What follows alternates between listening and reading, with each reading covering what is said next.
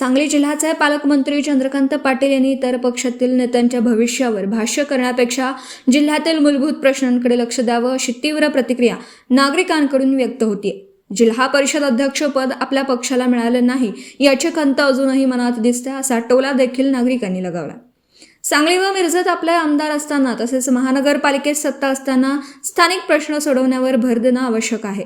महापौर पदाची जबाबदारी स्वीकारून अवघा 1.5 महिना झाला असताना शहरातील पाणी, स्वच्छता आणि पायाभूत सुविधांचा प्रश्न अद्यापही गंभीरच आहे अशी नाराजी व्यक्त होतीये।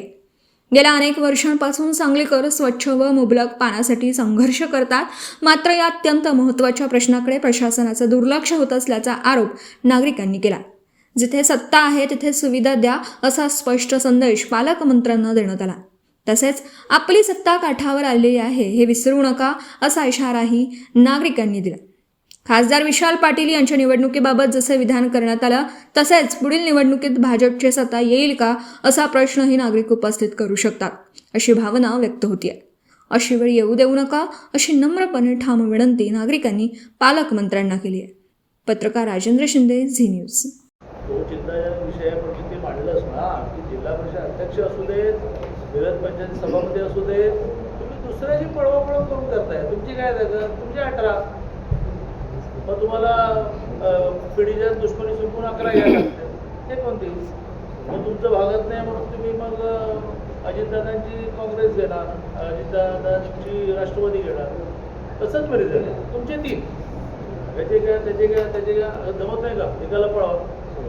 शेवटी तुम्हाला एक सांगतो, तुम्ही जी विधी व्यक्ती बरोबर आहे की जर हे निवडून लोकांचा विचार केला, पण तुम्हाला आणखीन एक सांगतो, पूर्वी आपण काय म्हणायचो की ह्या जन्मी पुण्य करा, पुढच्या जन्मी चांगला जन्म। आता संपलं, या जन्मी ह्या जन्मी फिरूनच जायचं। आता पंचायत समितीमध्ये काय होईल ते बघा, केवढ्याला पडेल?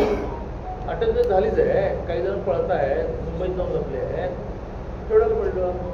म्हणजे मग तुम्ही सामान्य म्हणून आनंदी होते, भोगायला लागलं तर 30 स्टेज आली, आता 30 स्टेज आली की ह्याच जन्मी फेडाफेड करून जायचं।